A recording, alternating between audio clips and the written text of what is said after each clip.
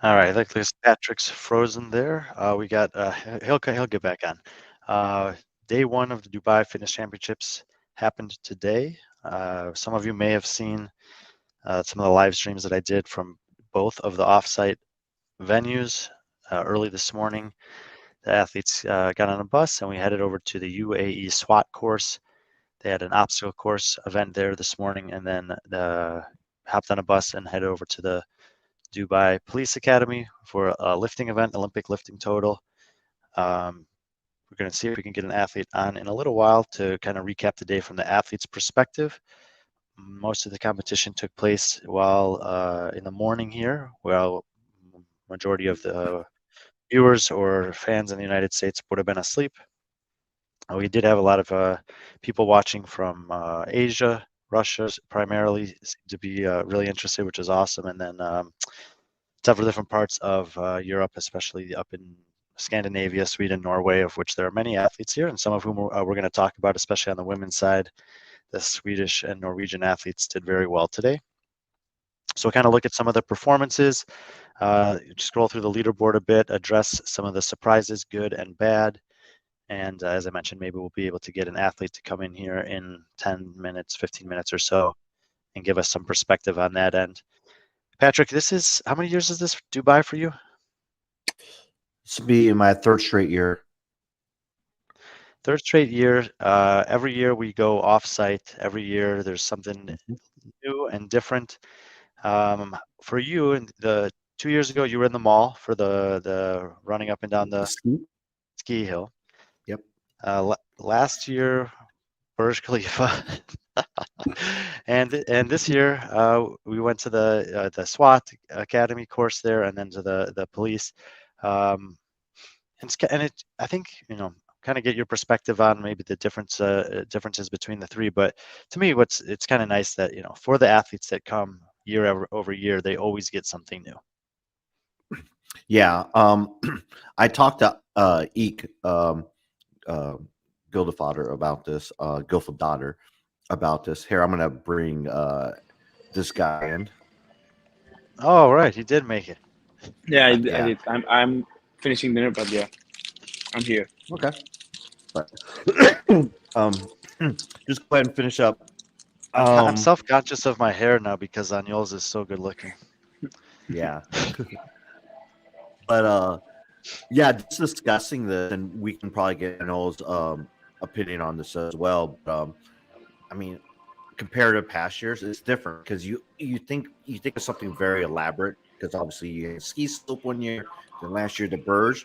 But I actually love what they did this year in terms of having it in something, I guess I wouldn't say conventional, but it didn't have like the pomp and just I don't know. It's just different. I think in talking to a lot of athletes, they they actually they actually enjoyed it. I think at first some of them were kind of skeptical, and maybe not skeptical, but they're maybe a little bit disappointed that it wasn't something like amazing grand event, but instead it was just like a SWAT obstacle course, and we actually get Anol's opinion on that because he was here last year competing at the Burj, and then this year. So Aniol, you're here. You're with the training culture crew. Yeah. And you guys got how many athletes do you have competing total from training culture this year? We have only two males because Mitchell, the Polish guy who went to the games, he was injured, and then we have one female, which is Alexia. So that's all. Four in total. So it's you, Alexia, and then who else? Fabi. And those are the training culture athletes? Yeah. This year, yes. I think so. But then yeah. but there are some other Spanish athletes competing here as well. Yes, it's Javi Gonzalez, which was here as well last year. He's almost with us the whole time because he came here alone, so we just kind of put it in our group. And then it's Martin and Silvia, which they are both on the same training plan, which is they are from Asturias, which is kind of close, like 4 hours or 3 hours to where we live. So yeah, we know all each other. And then and also Elena is here. Different training Oh program, but yeah, also sorry. from Spain. Yeah, Elena. I'm sorry. Yes, Elena Cartela. Yes, sorry. And it's and this has become fairly, fairly common in Europe, especially that there are a decent group of high-level Spanish athletes competing at the big competitions in Europe. Yeah, I think on this past semi-final, Spain was the most represented nation in the males. I'm pretty sure because we were 10 athletes out of 60, which is crazy. And females, Wow. I think we had like 5 or 6. Yeah, and so well, one of the reasons we wanted to have Aniol on, he's now it's his second year competing here in Dubai, but also obviously he gets a chance to talk to his teammates and also just the Spanish athletes in general. Some of them did well today, some of them had struggled today, some had a little bit of both. But what was kind of the overall feel from the group, the training culture group, coaches, athletes about Mm-hmm. the first two events today? I think like training culture thing. Talking about the males, Fabi and I are both pretty happy because the first event was kind of it's like a test of fitness, but it's you don't know how is it going to be, and it turned out we did kind of well. I placed 7 and Fabi did 11th, and then on the lifting, Fabi did really a really good job. He placed like 4th or 5th, I think, which is really good. He did like 2 cleans in 30 seconds with 160 kilos, which is amazing. And then for Alexia, it was kind of a pity because she got an injury like on this past Monday. Like he was doing some clean and jerks, he felt like his neck a little bit of pain, and she has been feeling this for the whole week. And on the lifting event, she did not perform as expected. She just lifted like 30 kilos because just to don't get disqualified. But yeah, like it's like up and downs for the training culture team. The males, we are both feeling great, but Alexia is not feeling. Oops, sorry. But Alexia is not feeling as expected. But this is what happens in the competition. So I spoke to you this morning. We were out at the obstacle course, Yeah, and I know. I remember you. the Gulf Coast Championship. So we talked about yesterday. They went first. They did a team version, so all the athletes got to watch different ways for people to navigate some of the obstacles. Then the women went, and the men were last. You were kind of in the middle of the group for the men, right? I was 12. That's the 12. Yeah, 12 Number out 12. of Yeah. 27 or something like that. And I asked, I said, Aniol, I think this could be a good event for you, and you were pretty Yeah. confident that you could do well on this. Yeah. Yeah. I like this kind of events. Like you test more about like not the regular fitness. It's more like just go events or more like OCR style events. Like just it's more about like being powerful and just it's not like you have to be like that more technique, which we have to do to be, but not that much. It's more about like going with a high rate and just going and do the obstacle in that way. Also, CrossFit we don't train that much the athleticism. Like we just work in the frontal way and run and doing this weird stuff. It's I used to play soccer, so it can kind of helps me a little, I think. And yeah, like these events last year, the Burj Khalifa was also good. I'm kind of confident when we step out of the regular floor. I think it's Yeah, good for that's me it's nice. sometimes. It's nice to have confidence with outside of the box events because a lot of times they're the first event of a competition, and if Yeah. it's nice to get off to a good start. There were something that was similar to this as the Burj Khalifa last year is that you were racing the clock, but you were racing yourself. There was nobody Yeah. else going at the same time as you. And I think from a mental perspective of an athlete, that can be somewhat challenging. How do you kind of rationalize or deal with the mental part of being on the course by yourself? You know, on this specific event, the first one we did, we I think we all were a little bit scared because it was more about do not screw up like some part like some obstacle, to not screw up some obstacle. But then it's more about just like being like conscious about the movements and be like concentrate on what are we doing. And I also have my coach, which is kind of during the whole circuit was reminding me like what I have to do, like technique movements, or I have to put the feet here or the hands here or something like that. And it was a short one, so it was good. Yeah, and it was out there on the course by your alone, but very different than the Burj Khalifa last year where you literally saw nobody. On this one, like Aniol was talking about, the coaches, the other athletes they could line the perimeter or the sidelines of the obstacle course, and you could communicate to each other. If you'd already done the course and Fabi was going later, you could be speaking to him in Spanish and give him some advice or something to think about or calm down or whatever you need to do. And the coaches could do that, athletes could do that. So it's kind of like you weren't really out there on your own. This edit is very good. This is a contador de historias, right? Contador de historias, yes. And when I watched this earlier today, I was like, dude, this guy looks like a superhero doing this obstacle course. And if you didn't get a chance to watch it, in the middle of the course, the athletes had to go, basically you had to go all the way underwater. Like your whole body got wet, your shoes, your socks, your shirt, your hair, I everything was almost wet. drowned there. I almost drowned, for real. Yeah, I was scared. Like it was so stressful. Like for me, the worst was the water, for real. I was so scared. Like I step in and I thought it's gonna be like shorter, and it just like it was. I wasn't able to breathe. I think I drowned. Like I ate some water like 2 or 3 times, and I was almost close to just like to surrender. Like it was the worst, like the worst by far. If you, I saw someone was asking here. So I did do an Instagram live stream for most of the athletes. I streamed the whole men's heat. I didn't get every athlete doing everything, obviously.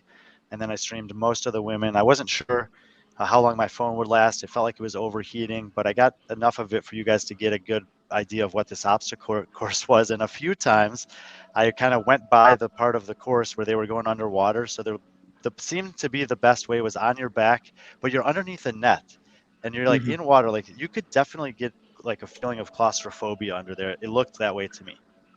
Yeah, definitely, for sure. I felt that way. Well, I also think it's just people who swim, even if they backstroke, it's not really a backstroke. You're kind of floating, and it wasn't netting. It was like a metal fence, so you can kind of pull yourself with the metal fence.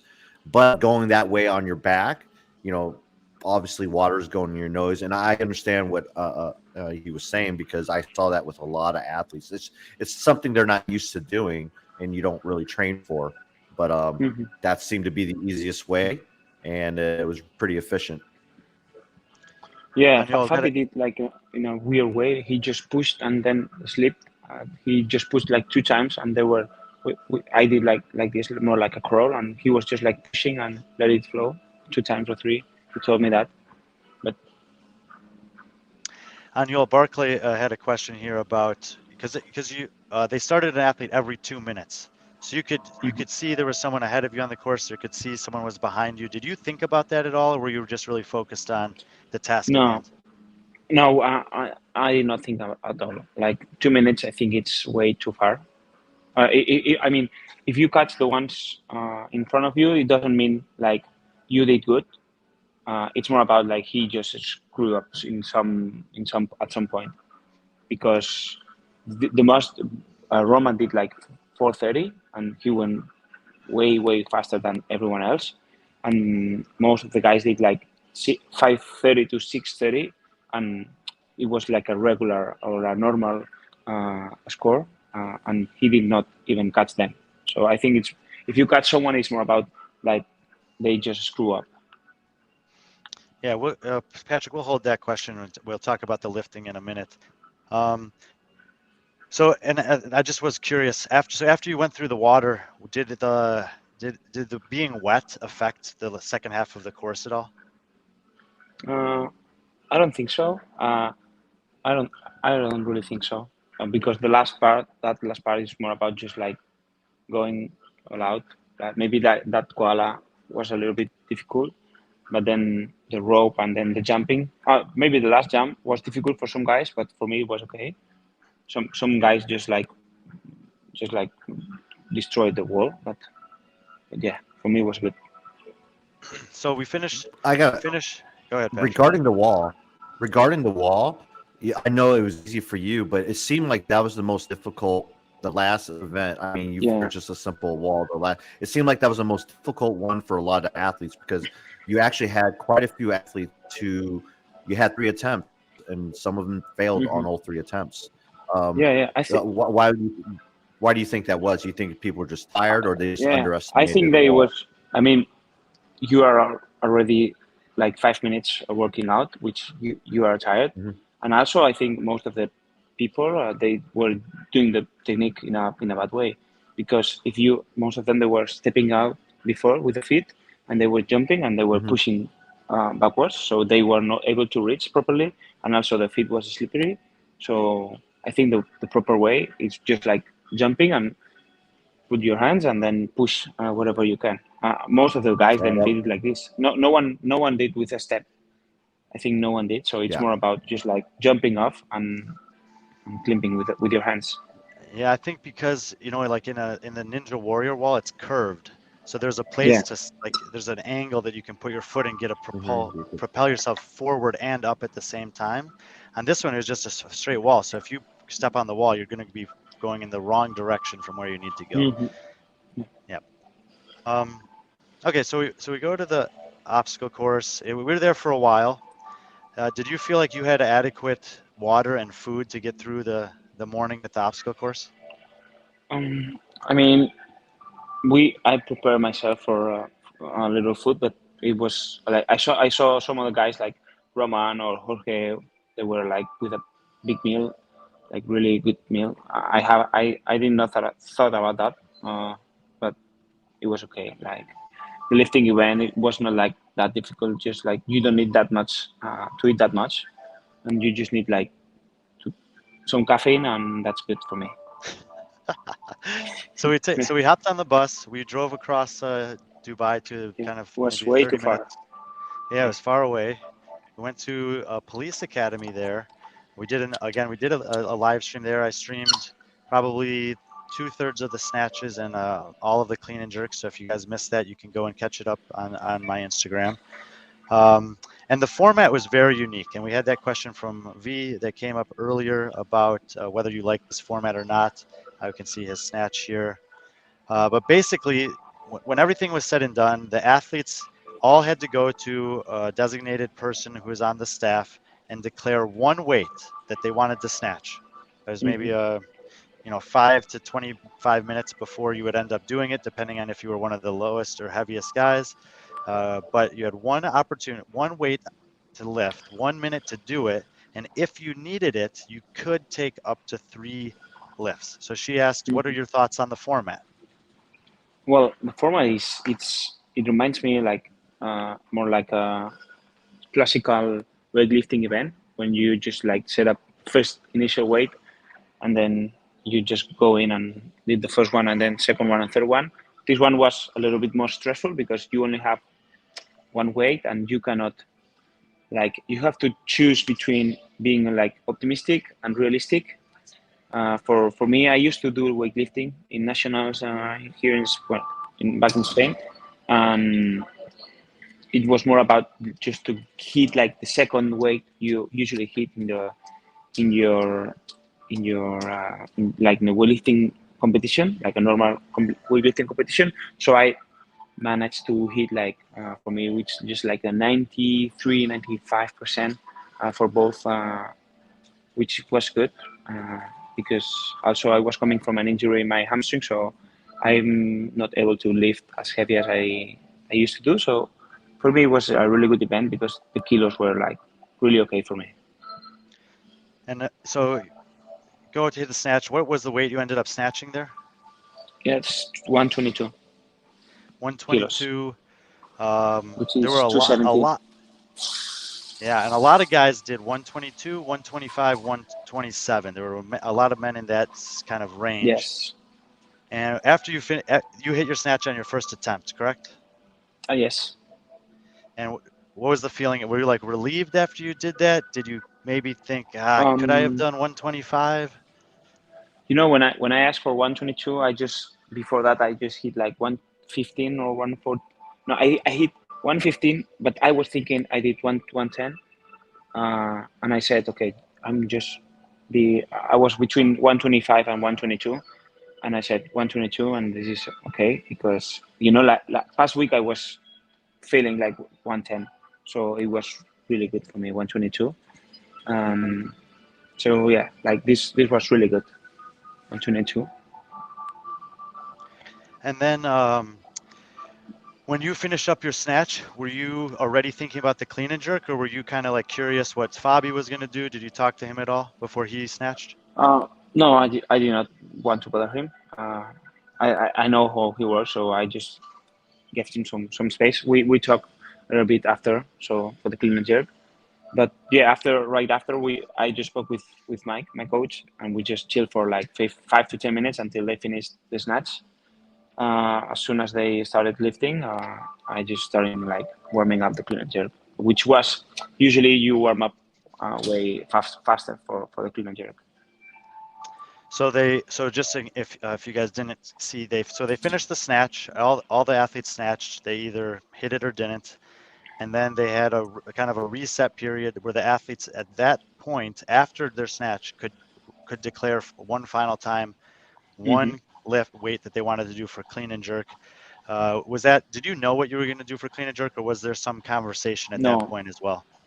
I was between again like 150 or 152 because for the clean, like pulling from the floor, it was the most painful for me from the injury. So I was a little bit scared. But then on the warm up felt really good. So I was more about like, fuck, I should got try like 155 or so. But yeah, it was good. So, and then successful clean and jerk, one attempt. Yes, one attempt. And I was watching pretty closely all the athletes, and my feeling was once you hit your clean and jerk, you could kind of relax because today, like you said earlier, was a big execution day, and once that was done, you could kind of sit back, and you specifically could sit back and say, okay, I had a clean run on the obstacles, I hit my snatch, I hit my clean and jerk, and tomorrow we'll go to the tennis stadium. Yeah, it was like not today was more about like not failing, like not screw up the day, just like stay in the top 10, and that's really really good. That is really good for us. And so so that was kind of how the day went. Like I said, you guys can go back and watch all that stuff. And on the way home, you guys are hanging out, coming back to the hotel tonight. What was kind of the mood or the atmosphere amongst the athletes and the team? Good. It was. We went to have a walk with all the guys, like Fabi, me, Mike, all the train culture crew. They went to the gym afterwards. We just went to have like lunch in the swimming pool. We just chill for a bit. It's good when this Friday, like past year, we had a lot of time to chill out, and we like to chill out and stay with the friends, which is really good because we are a big crew and we just like we hang out in our hometown, so we just hang out here in Dubai. So it was just pretty relaxed, and we don't stress out, like we just talk, we just tell stories, we just have fun. Yeah, I think that it's one of the cool things about the way Dubai structures their competition is that on any day of competition, there's a window for competing, but then there's a window where you can relax, you can enjoy the city if you want, you can kind of do whatever you want to do the other half of the day. So this morning was the competition, and then tomorrow, or like basically you have 24 hours before you compete again tomorrow. So that's kind of nice. I'm assuming you guys kind of like that as athletes too. Well, I mean, it's just to have a day like this is good. For tomorrow and Sunday, last year was kind of stressful because you don't have time to just like if you go out in one event, you go way too hard in one of them, you don't have time to recover. So you have to also like perform, but don't go way too hard because then you will not perform on the next one. So you also have to think about that. Yeah, and so for tomorrow they'll start around 3:30 in the afternoon. The women will start. Yeah, ladies go at 3:40, I think, and I'm going like 2 hours later or so, like 5:20, something like that. Last heat of men, I assume. so we have a lot of time also to chill.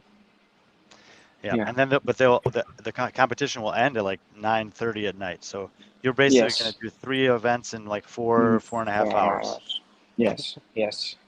And they're not. I mean, they're not crazy events. They're CrossFit events, but No. Yeah. it's a very competitive field, and you have to like. It's going to be difficult. You got to go hard, figure out how to recover, and then do it again. Yeah. Yeah.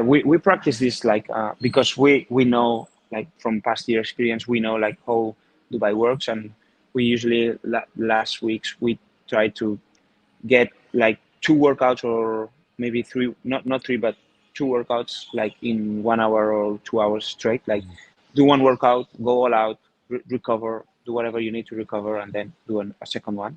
Just like competition because we know Dubai works that way. Yeah, and that's great.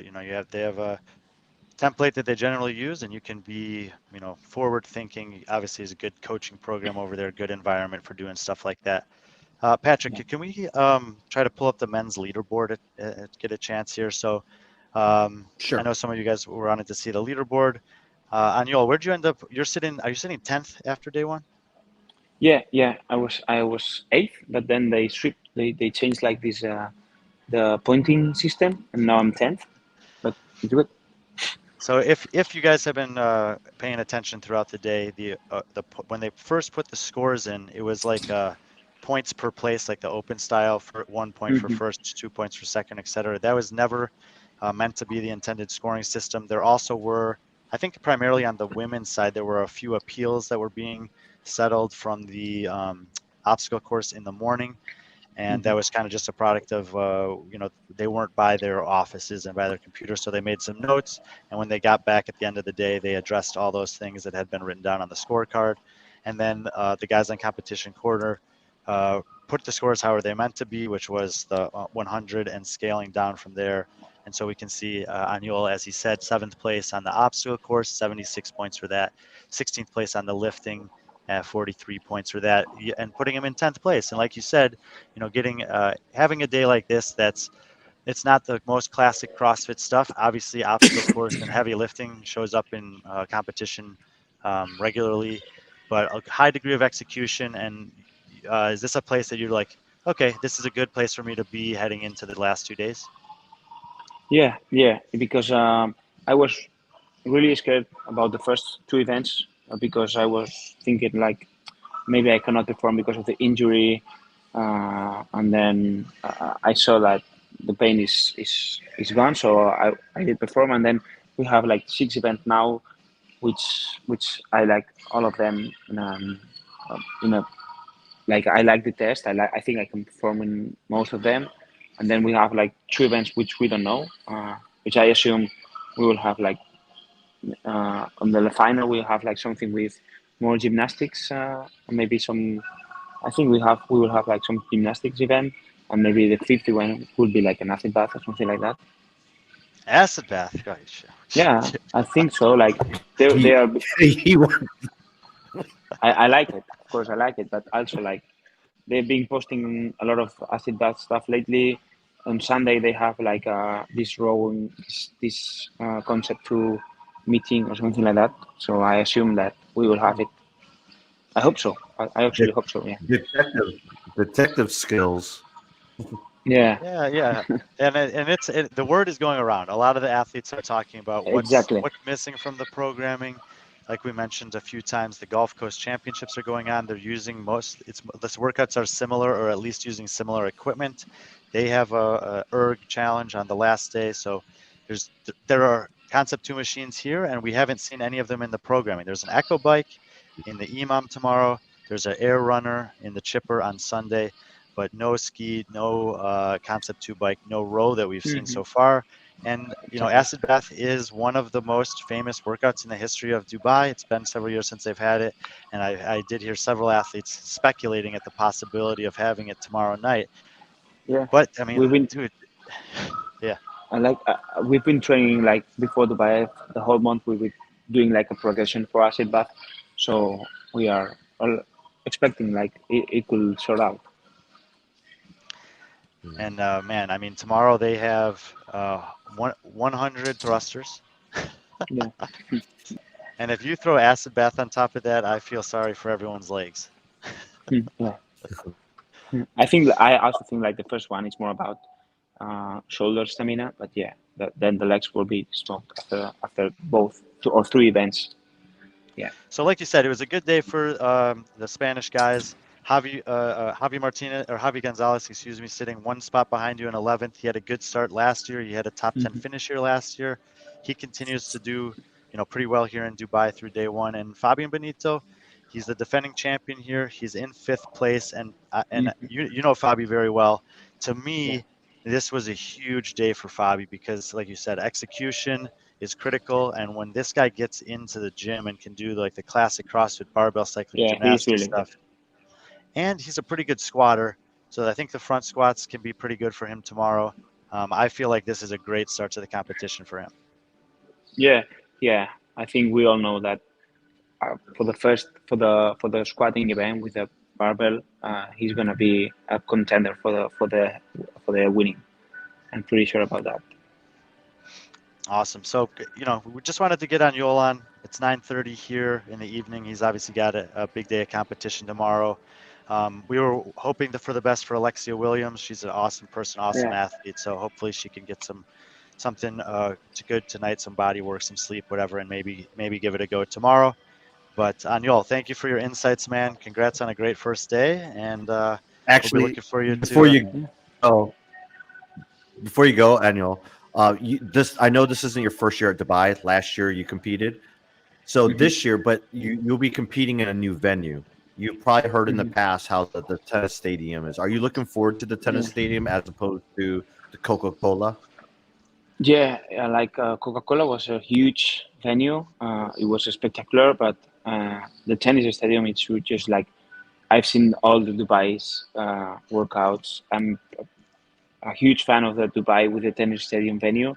I sneaked yesterday in the evening, so I just look for like how is the venue gonna be, and it's just like it's for me as an athlete, it's just like a dream, like you when you start CrossFit, you start seeing like this also the cars from California or Yeah. Dubai, and then the games obviously. But this is like a huge moment for me to compete in the tennis stadium, which is like huge, like a how you say like it's just like a classic venue, like everyone knows Yeah. where is it or what it Yeah. means. So it's huge.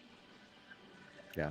Well, like Brian said, we don't want to keep you any further, but we just want to ask, again, like I said, for a lot of people, they've been able to compete in both things, and I know the tennis stadium, when they moved it back to the tennis stadium, everyone was really excited about that. So, I'm glad that you feel that way as well. Yeah. I'm pretty excited for tomorrow. Yeah. Awesome, man. Thank you, Aniol. Great job today. Thank you very much.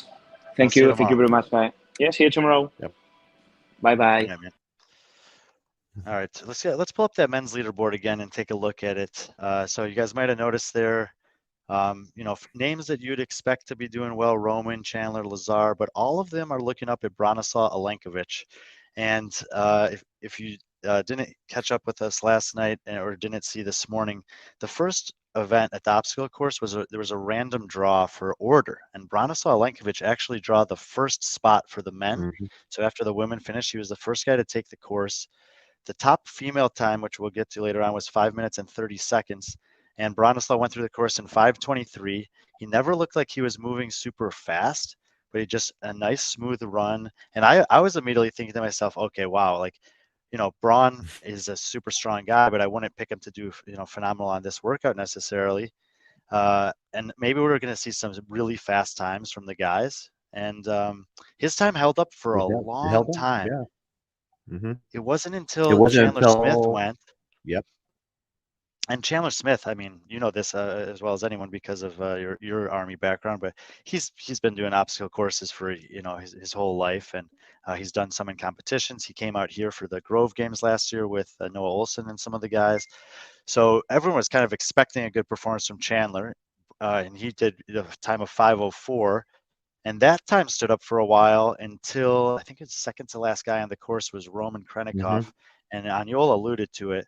I mean, he beat Chandler's time by 30 seconds. He says he's on a 5-minute workout. He's 30 seconds faster than any other guy on the course. And I mean, for me, Roman's already coming in as the favorite, right? He's, he was poised to potentially win the CrossFit Games. He had another podium finish at Rogue. Justin Kotler, Bronislav's coach, in the comments. Man, Justin, miss you, brother. Would love to have you out here, give you a hug, but we're gonna have to see you soon. And then Roman just goes and smashes an event that's a bit of a wild card event. You don't know it, and we're gonna go down and look at the other favorite in this competition, Ricky Garrard.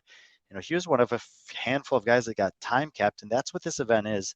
If you're someone who's coming here and who's trying to win, and you see an event like this, you need a guy like Roman to have a bad event. When he goes out and wins it, that's a scary message for everyone else. Yeah, I agree. I mean, I think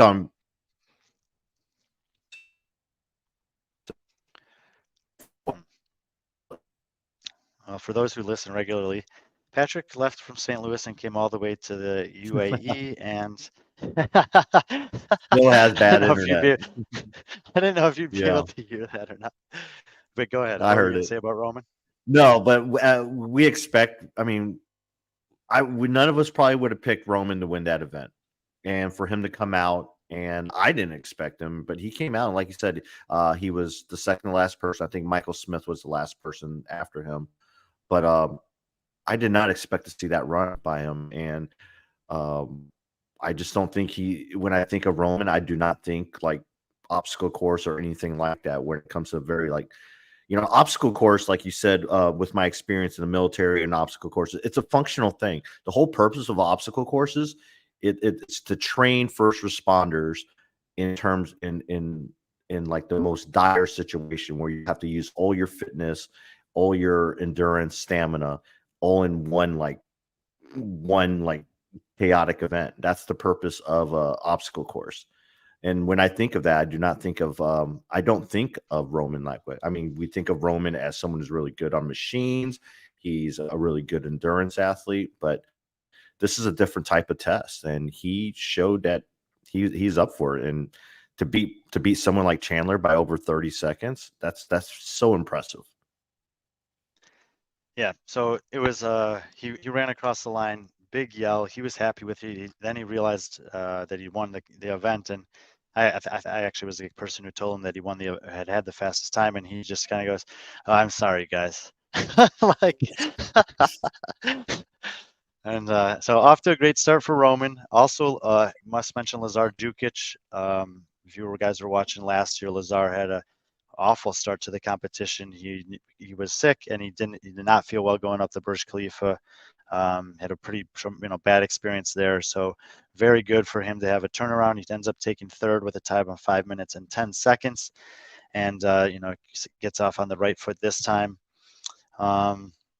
His brother Luca had a decent run up until the last wall. Fabio Benito kind of took care of business out there.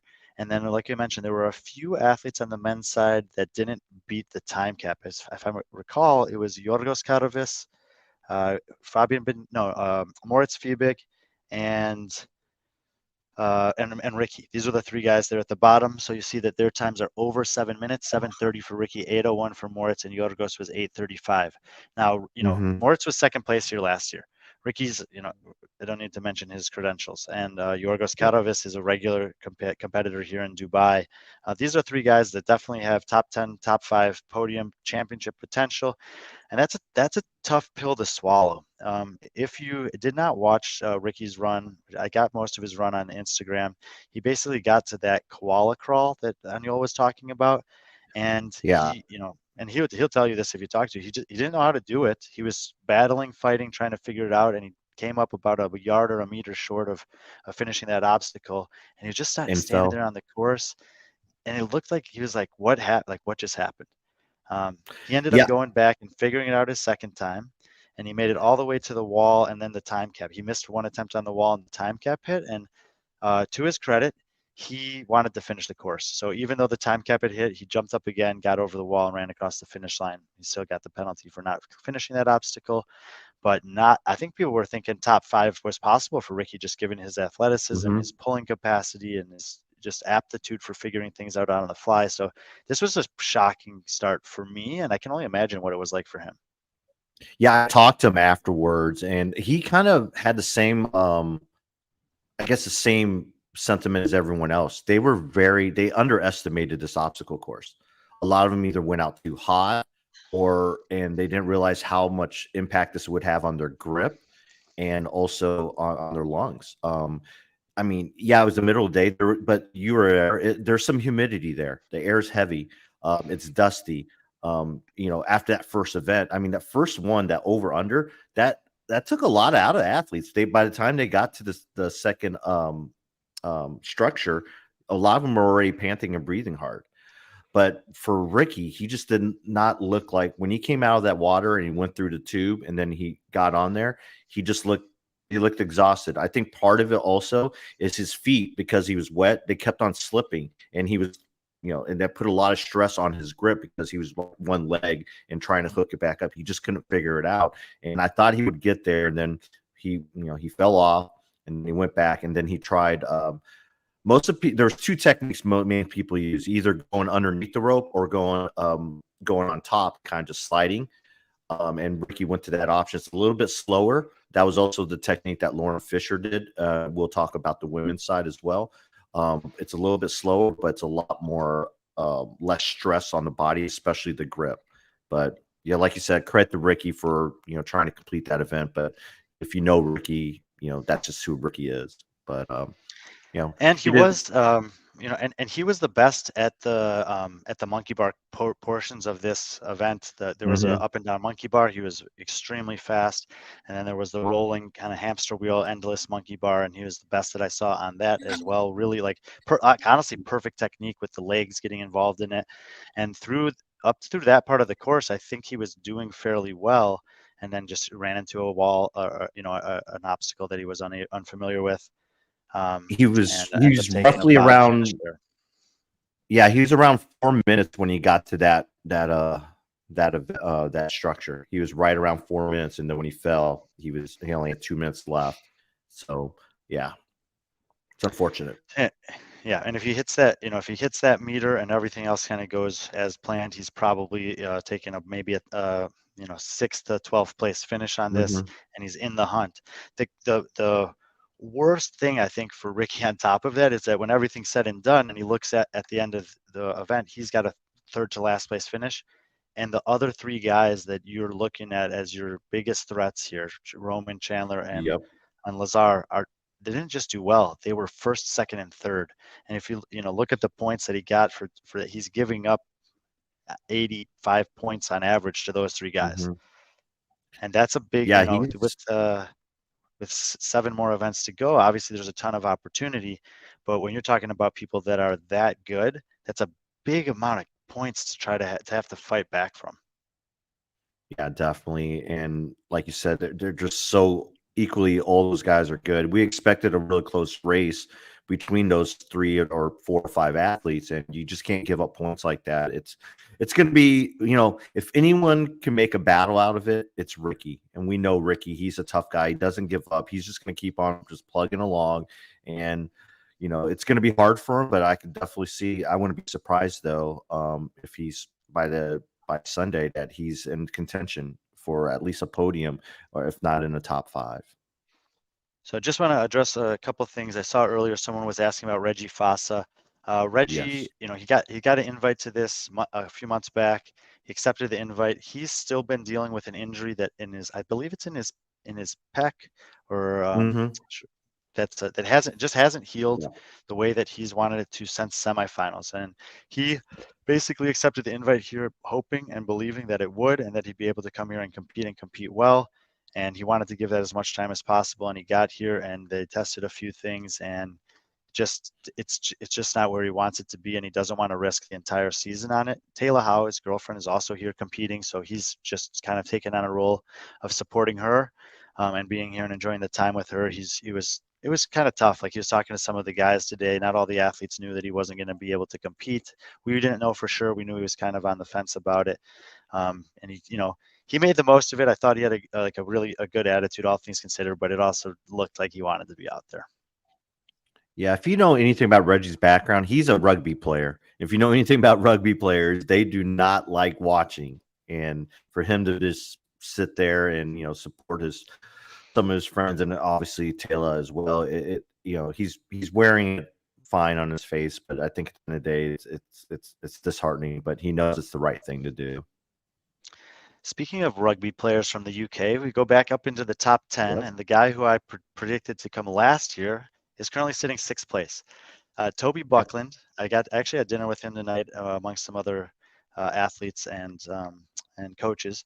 He's 24 years old. He's from the UK. He played rugby growing up, near Norwich City. Farming background in his family, and I knew that he was strong. I mean, we had talked about it in the preview that he could potentially take a top 3 on the lifting event. He ends up taking 4th there, 287 total. 300 pounds was the winning. We'll talk about that in a minute, or 300 kilos, excuse me. And middle of the pack, 15th place on the obstacle course. He's actually excited. He's like, yeah, I knew I could do on the lifting event. Obstacle course, I'm happy with how that went. And he said he's excited to get into the tennis stadium tomorrow as well. He moved out here to the UAE about 5 months ago. He's coaching at Inner Fight. He coaches somewhere between 8 and 15 hours a week. And yeah, Dan Tai, all the UK guys play rugby basically. The soccer players in the UK play soccer, and the rugby players turn into CrossFitters. That's what we've learned. And the Aussies too, because Ricky's a former rugby player as well. But look, dude, if you're Toby Buckland and you're looking at this leaderboard, Branislav Lenkovic, surprisingly in first place, but games athlete. Roman Krenikov, games. Chandler Smith, games. Lazar Jukic, Fabian Benito, Luka Jukic, Griffin Raleigh, Michael Smith. Everyone in the top 9 has at least one games appearance. And then there's Toby Buckland sitting there in sixth place. And that's his heat tomorrow. Those are the guys that he's lining up to do 10 rounds of legless rope climb thruster and heavy jump rope. So this is for me as a fan of the sport, analyst, always looking for new people that are emerging on the scene. He's got his eyes set on the European semifinal. Well, tomorrow we're going to get to see him in action against a host of European final heat semifinal athletes, games final heat athletes, and a great opportunity for him at 24 years old. So, he gave me a little bit of a hard time, but I love it. There's no reason that I that I would know to pick him anywhere other than Alaska. I had no data on him. Yes, a couple of people reached out and they're like, "Hey, this guy might surprise you." And yeah, it was a good surprise today. And honestly, I hope I get surprised again tomorrow. But one way or another, he's up there in the top 10, and I hope he seemed in good spirits. And I mean, dude, if you're 24 years old competing in this sport, what more could you ask for than to have an opportunity to go against those guys in the middle day of a 3-day competition in Dubai? And that's why we come to Dubai, is for people like Toby, because we talked about it yesterday, and and I know it's like, they pride themselves not only trying to bring the best CrossFitters in the world here, but also trying to identify talent and giving these people a chance. I mean, I had an opportunity to talk to Gabby and Laura Horvath today, and these are both 2 athletes who pretty much got their start here in Dubai. And Toby he's in a good position, kind of like what you said. These are 2 single modality tests. We're testing, so it'll be interesting to see how he does when we actually start hitting some CrossFit events in the tennis stadium in this final heat with these hard hitters. So I'm interested. It's pretty cool, but that's one of the reasons why we're here and why we watch the sport. Comment there from Dan PC about Toby. So he does do QHP training, and Anthony Monks and Elliot Simmons are both equally involved in that. And he told me Anthony's his coach. Elliot Simmons also competing here this weekend. But yes, Toby Buckland, QHP, following the QHP training program. So thank you, Dan. So yeah, pretty solid day on the men's side. I do want to just touch on the lifting real quick. Kind of a fun little thing. Oh, big picture, because a lot of people big picture, because a lot of people have been asking about this.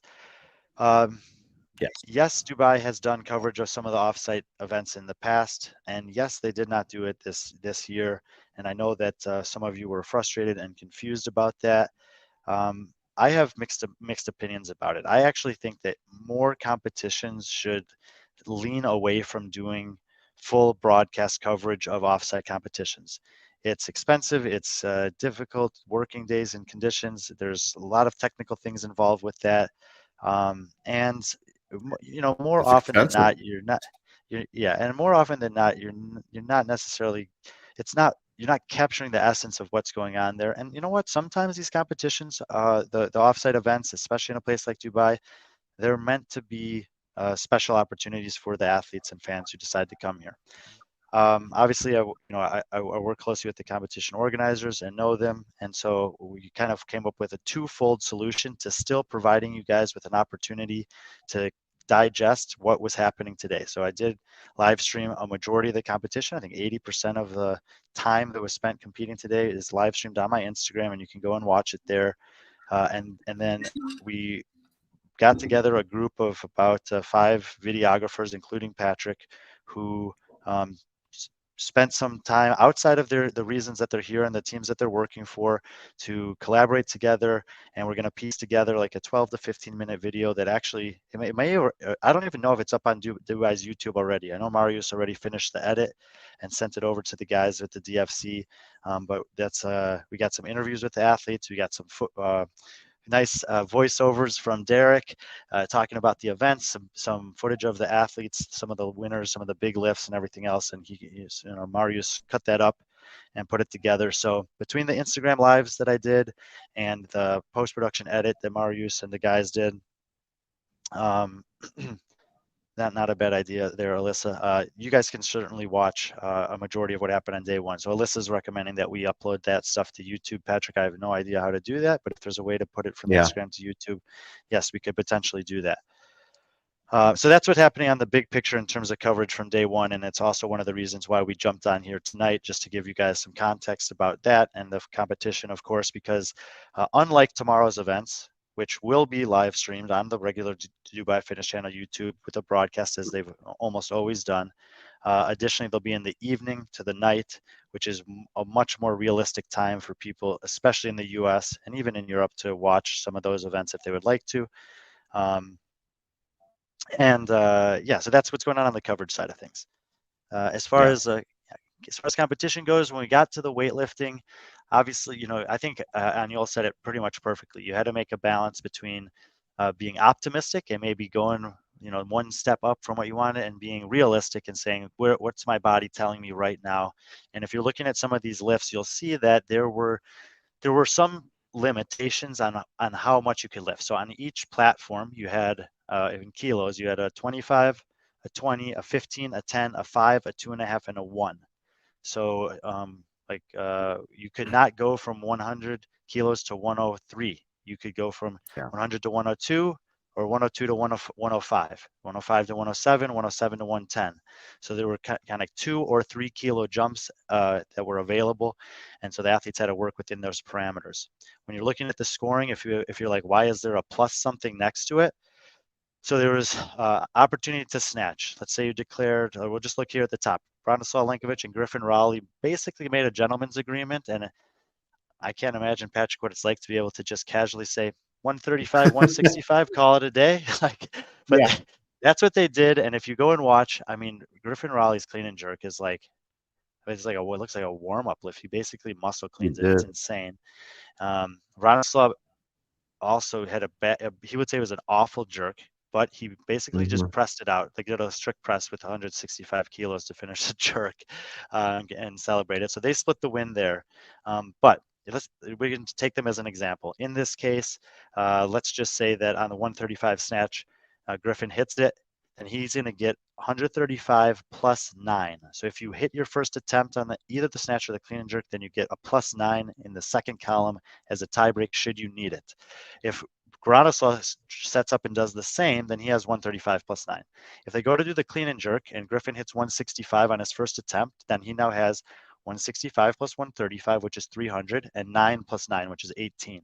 If in that case that Bronislaw had missed his first clean and jerk and hit his second, then he would also have 165 and 135, which is 300. But instead of having 9 plus 9, he would have 9 plus 6 because he hit it on his second attempt, and the 18 would trump the 15. And in that case, Griffin would have beaten Braun because they both had a clean run, same weight, same tie break, they tie. They take the points. So even though they had this agreement that they do the same lift, there was no guarantee that they would actually tie.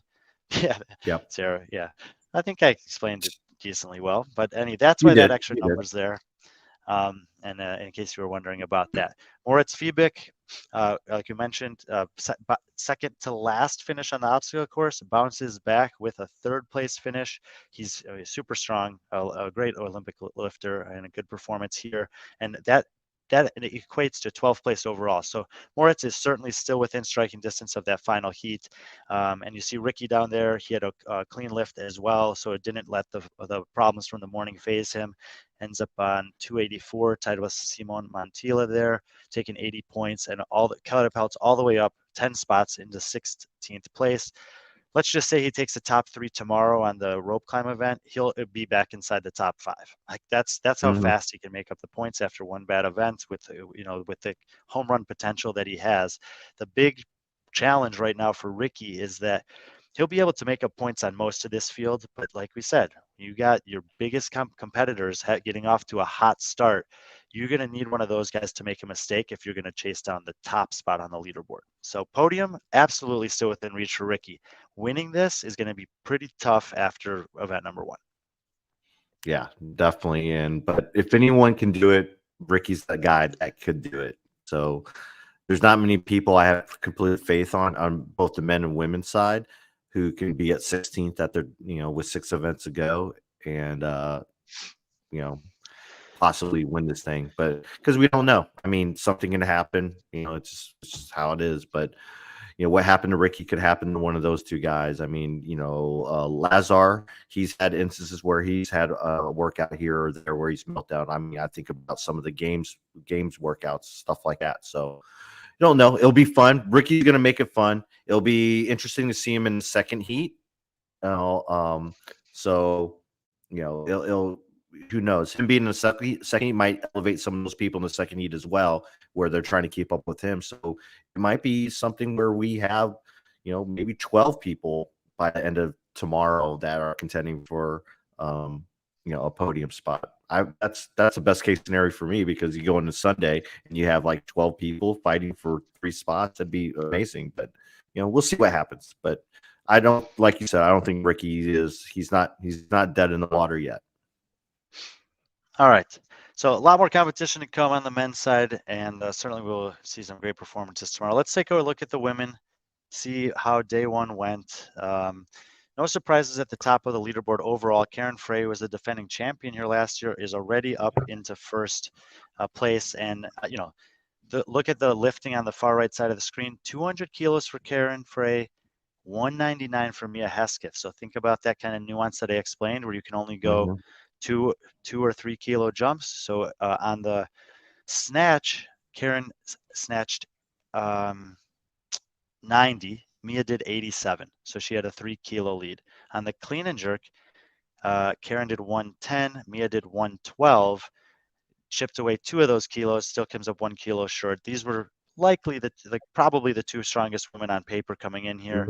And sure enough, go 1 and 2 in this lifting event. If we go all the way down to the bottom and sort by the weightlifting, you'll see that there were a small number of women who missed their lifts.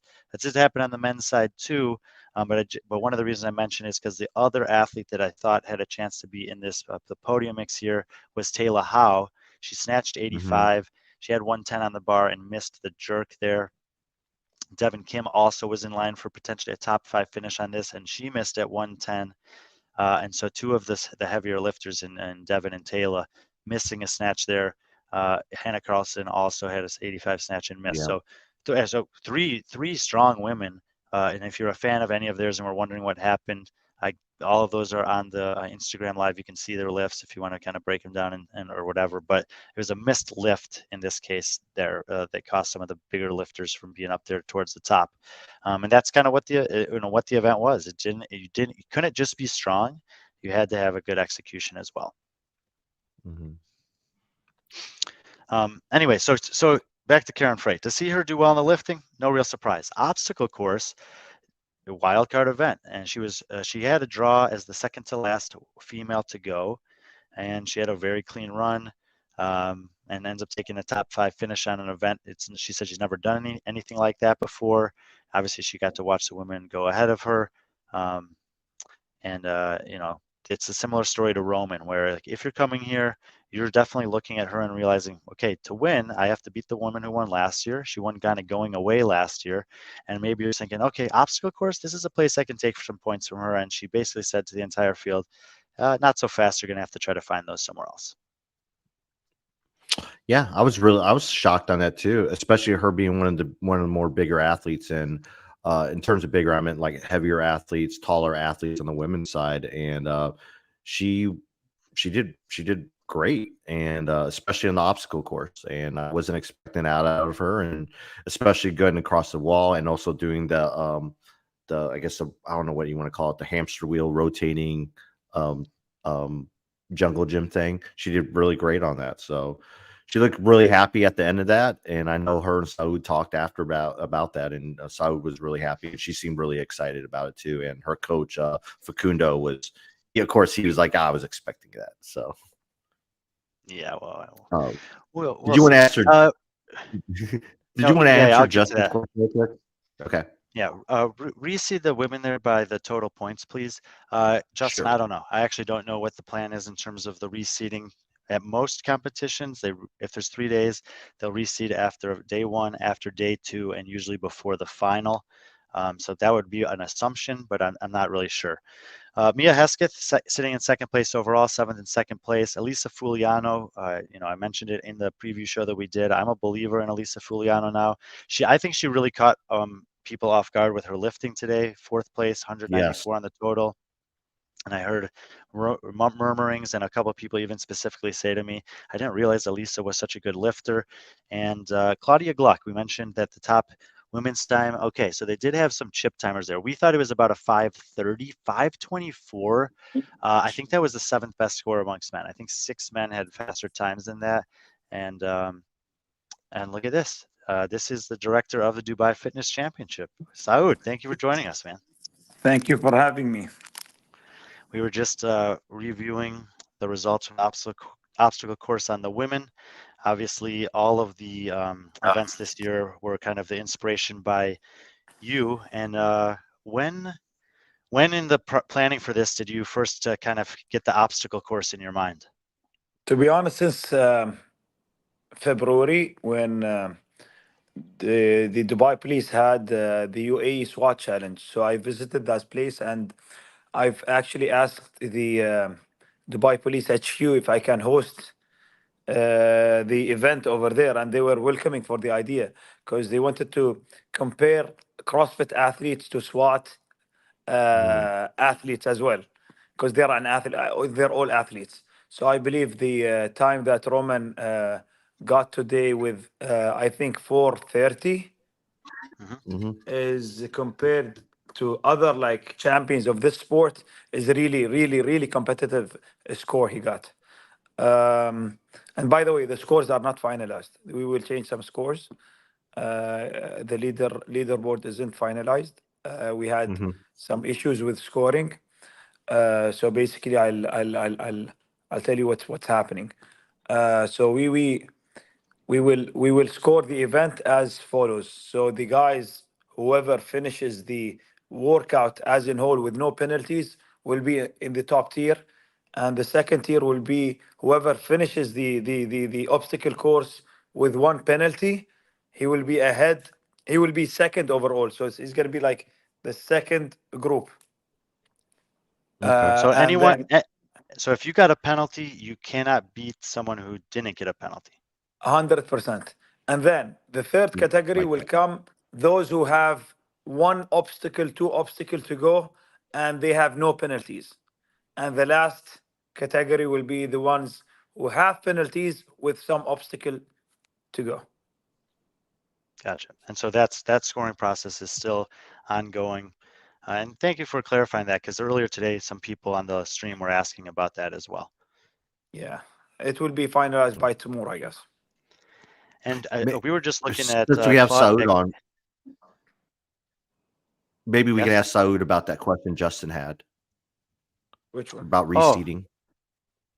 Oh, yeah. How often are you planning to reseed the athletes over the weekend? What do you mean by reseating them? It's going to happen on... Okay, it will be on the beginning of every day.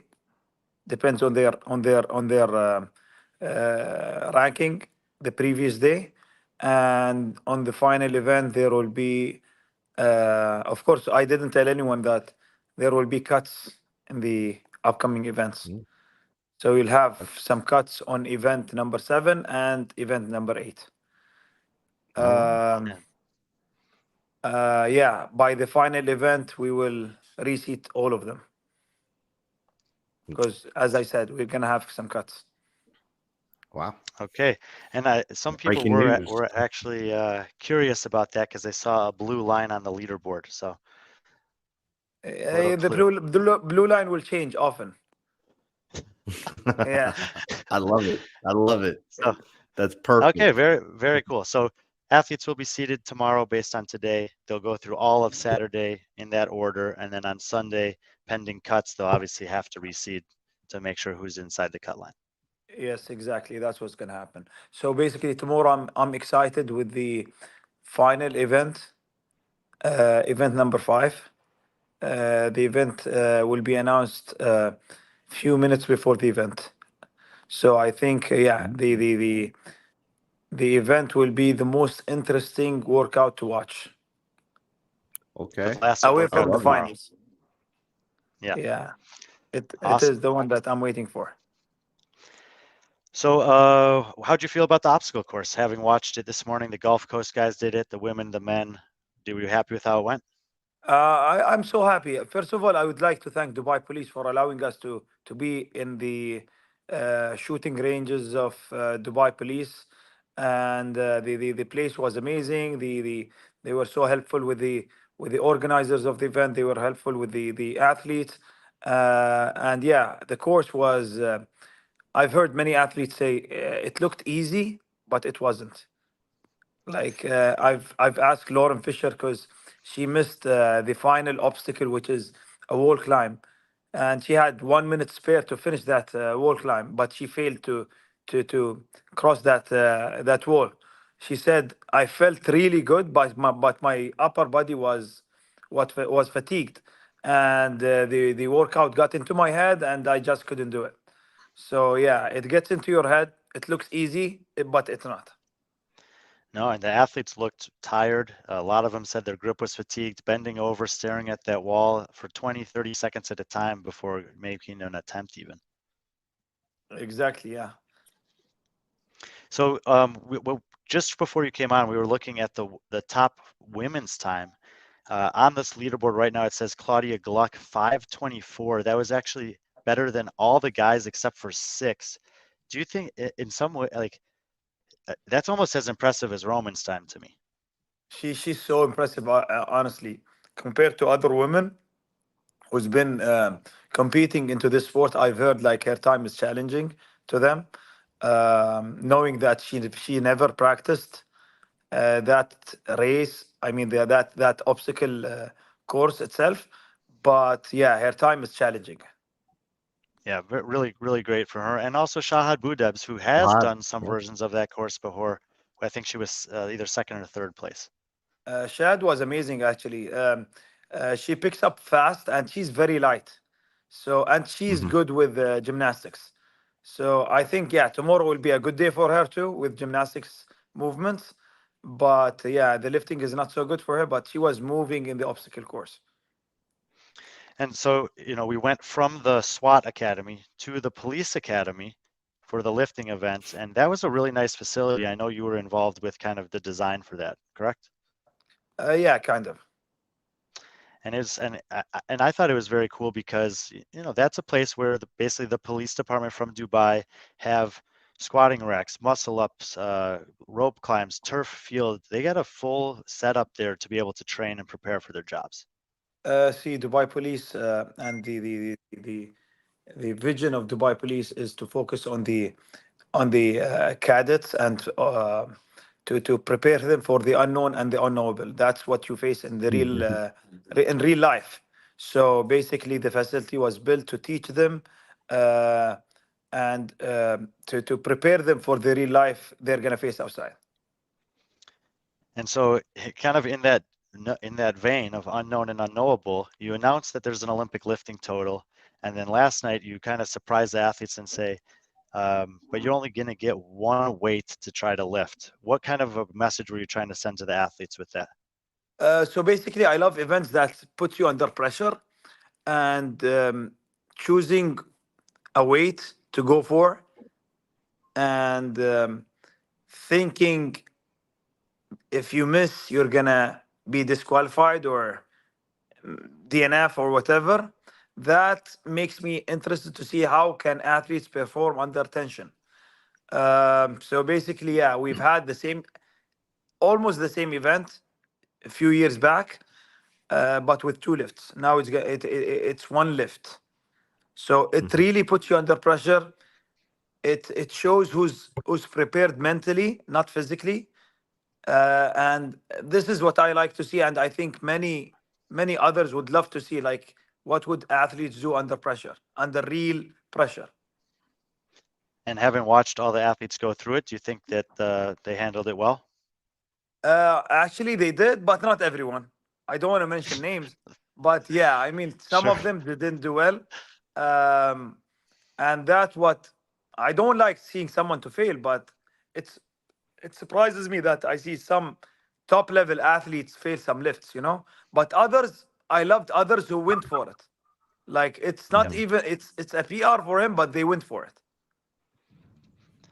Yeah, and you saw the athletes, especially after they hit the clean and jerk. They got the good signal from their judge. They dropped the bar, and you could see them Shouting, breathe a sigh of relief. shouting. Yeah, I think Fabi was one of them, and the Brazilians too.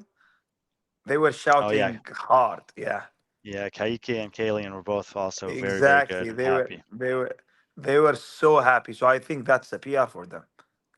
Yeah, here is Fabi. Yeah, and we actually had one of the Spanish athletes on earlier, Aniol, and he said you had to make this balance between going for an optimistic lift or a realistic lift. And I think, if you took the gamble, you went for maybe the 2 or 5 kilos heavier and you hit it, that was a really nice way to end the day. Exactly. As I said, we are athletes, and we've been into this. We've done competitions. So what scares me the most is doing something under pressure, and seeing them under pressure surprises me sometimes with the ability they can, like, what, how can you lift this much with all the pressure, with all the prize money, with all the eyes on you, and still make that lift happen. So day one's in the books. Every year in Dubai, there's a different element of the city or the country, the culture that you like to implement. Are you pleased with how you were able to do that this year?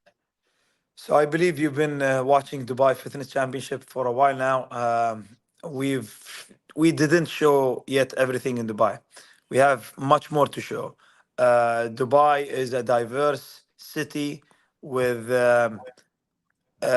over 190 nationalities.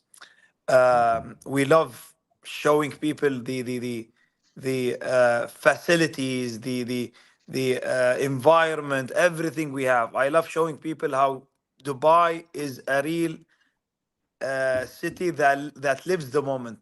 What I mean by living the moment is, like, there is no city. Correct me if I'm wrong. There is no city that is as fun as Dubai. What I mean by fun is you can do everything in one city. You can ski, you can skydive, you can hike, Mhm. you can go to the desert. You can do everything in one city, in one place, which is Dubai. And we're 11 years in, and there's still much more to Yeah. come. Exactly. And but you decided to go back to the tennis stadium this year. I think a lot of people are excited about that.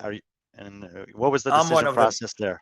Yeah. I'm I'm Okay. I'm one of them. To be honest, Coca-Cola Arena was amazing. Uh, Mhm. the the the the arena was huge, amazing, new, nice building and everything. But what I like about the tennis stadium is the first of all the memories we had in it, uh, the environment that keeps, like, whenever I see the tennis stadium, I remember acid bath. I remember Mhm. the original devil presses that we've done, leaps of faith. I don't know if you remember them. I don't know you remember leaps of faith. So it gives me memories, and it gives the people of Dubai the memories we had with Dubai Fitness Championship when it was young back then. So the tennis stadium is a place where we all can get together. I mean, like, it's convenient for everyone. You have restaurants, we have everything around you. You know what I mean? And the hotel and everything is around you. So yeah, the tennis is more convenient for me. And but the Coca-Cola Arena was amazing, honestly. So yeah. Mhm. No, it should be a fun weekend. And the one thing that Patrick and I have been talking about leading up to the event is that you like to invite the athletes, the international athletes that come to UAE to work. So we have people here like Kalian Souza, Toby Buckland, Luisa Marquez, and my perspective is that these people are coming here and giving their talents to the people of Dubai by coaching and teaching them about functional fitness in their lifestyles, and it's a way for you to kind of give back to them and give them an invite to come and participate in this event. It was not just that. No, I don't pick up someone because he lives in Dubai or not. But honestly, I love picking up younger guys. I love picking up the guys who just like have which I think have a bright future, Mm. and they happen to live in Dubai. Yep. So yeah, and Dubai Fitness Championship, we love seeing the veterans. We love seeing the top tier athletes, as long as they are still in their peak and they would love to come to Dubai. Those people who we target. And number two, the others are to open up some doors for the newcomers, like Toby Mhm. Buckland. Toby is one example. Yeah. He lives in Dubai, but I think he's an upcoming talent in the sports of fitness. Yeah, I remember when you mentioned to me some athlete had withdrawn. I invited Toby Buckland. You don't know him, but he's strong and he's good. I think he's good. I think yeah, tomorrow he will prove what I thought of him. He's been promising me a lot, and I think he's gonna deliver. Yeah, that's very cool. He had a great day today, and we were talking about it. He's in a top heat. 8 of the other men in that heat have at least one CrossFit Games experience, so he's getting his dream come true to get a chance to test himself against some of the best. I think this is a start for Toby. I think he has much more to give. Um, we will see him on podiums in future, maybe this year, but I think he has a bright future. Yeah, young Nice. young guy, great start to the competition. So a couple surprises still remain for the athletes. Don't know the final for Saturday night. Don't know the final on Sunday night. We heard from Saud here for the first time that there's going to be some cuts on Sunday. Any other surprises that people should be on the lookout for over the weekend? Um, the surprise, as I said, the final is a surprise. It's not actually like it's nothing new. We don't like create something new, but Mhm. the final will be different than what we're used to. Not so different, but something different for me. But the as I said, event number 5 is the event that I want to watch. Awesome. Well, we've been Event on here number for 5, event 5 will remind it reminds me of acid bath. The okay. pain that acid bath gives you, uh, but a bit shorter. So yeah, Okay. So a short, fast, painful finish to competition tomorrow. yep. Excellent. I'll make sure. I'll Awesome. make sure whatever workout it is, we'll have Street Horner do it back in the U.S. He's texting me and he's like, actually when I come up with some workouts, I send Street some of it. He's like, you stole my idea. This was my idea. Running the Burj is my idea. So yeah, he knows what's coming up. Not So exactly, we Oh got but you know some. gosh.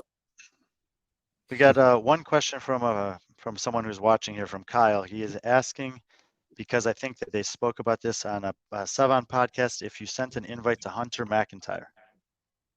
Actually, I did.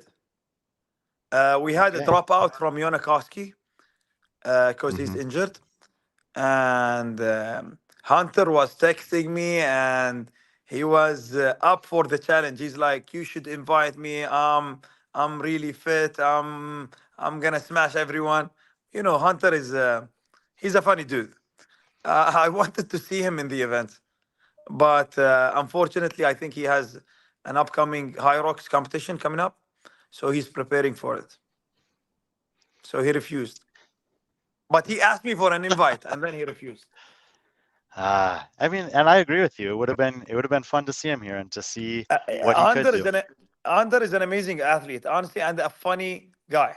So being on the roster would be really fun, even if he's like not performing. Being there is fun.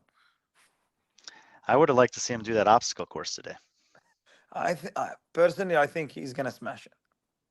Yeah, I mean, Roman's time was very good, but I think Hunter could have been in that time domain.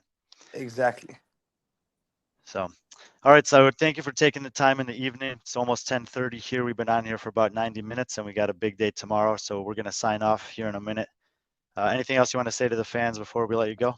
I would like to thank you guys, both of you, for being here in Dubai and for supporting the Dubai Fitness Championship. I would like to thank everyone who's watching the broadcast and who's following up with the Dubai Fitness Championship. If you're not here, you should be here next year. Don't miss out the action. I think Brian delivers all the information you guys need. And thank you. All right, so have a good night, man. We'll see you tomorrow. Thank you. See you. So very nice of Saud, the director of the Dubai Fitness Championship, to take some time out of his evening. Obviously, when running a big competition like this, there's tons of things going on, logistics, dealing with athletes, staff, everyone else involved in it. So really grateful for him for doing that, and kind of cool. I didn't know that there were going to be cuts this weekend, so a little wrinkle for the athletes to consider. I don't know if any of them are watching this or not, or maybe they'll find out sometime. Probably not. Yeah. They should be sleeping. And Yeah. They are. comment there at the bottom. About my Wi-Fi. No, coerce. Day one isn't being live streamed. We've already spoken about that a little bit, but not in the way that days 2 and 3 will be. I did do some live streaming on my Instagram this morning. I think Patrick might help me try to upload those to YouTube for people who don't have Instagram and want to watch a little bit more detailed action from the first day. And then we also had Marius from Truth Films, along with a few other videographers who are here, collect some footage. Marius did the edit, and it should be going up on Dubai's YouTube at some point tonight, hopefully. A little like a post-production of what happened today. Yeah, nothing up yet, but yeah, what I saw, and I think you saw it, it's pretty good for what what we're capable of doing. So, yep. Anything else for you, Patrick? I mean, we obviously talked a lot about the men. I was really impressed by Mia. Sort the women by their overall finish. Yeah, because I was noticing this earlier. So this is the Europeans here are heavily represented, and they're just off to an amazing start. As I mentioned, we see 3 Swedish flags in the top 10, Mia Hesketh in second, Camilla Salomonsson Hellman in sixth, Emma Tall in 10th, 3 Norwegian flags in the top 10, Veslami Kolstad, I'll talk about her in a second, 5th, Ingrid Hadmeyer 7th, Jacqueline Dahlstrom 9th.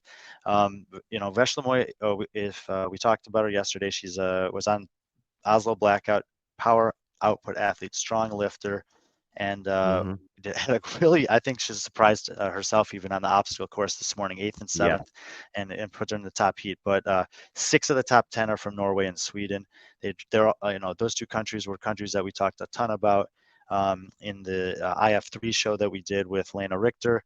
And man, they're just like, they are pumping out competitive female athletes up there. Yeah, and I think what people don't, we know who Vesla is, and she goes by Vesla, just because some people don't know how to pronounce the O, but that's so she's just like, call me Vesla.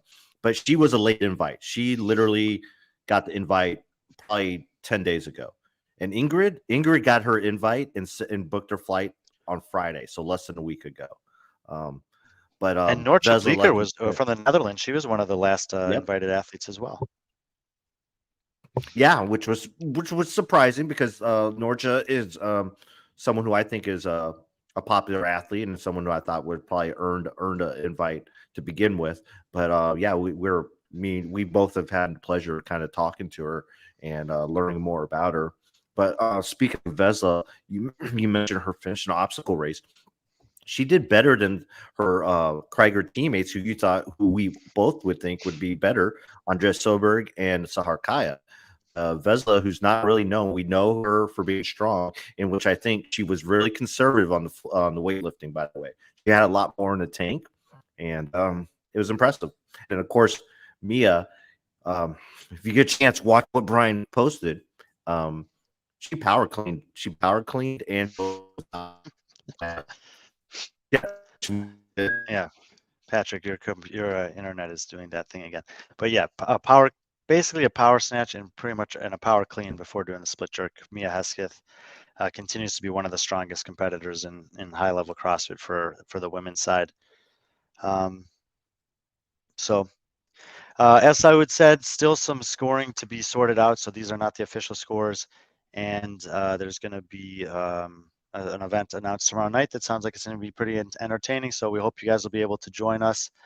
I think I'm just going to wrap up the show. I'm not sure if Patrick's going to be back or not in time, but thank you guys for tuning in. Hopefully you can go and catch up on some of the action if you missed it earlier today. Appreciate all the support as always. Derek and I will be on the broadcast tomorrow from the tennis stadium to give you guys the full coverage of day number 2. As always, be friendly, our friends.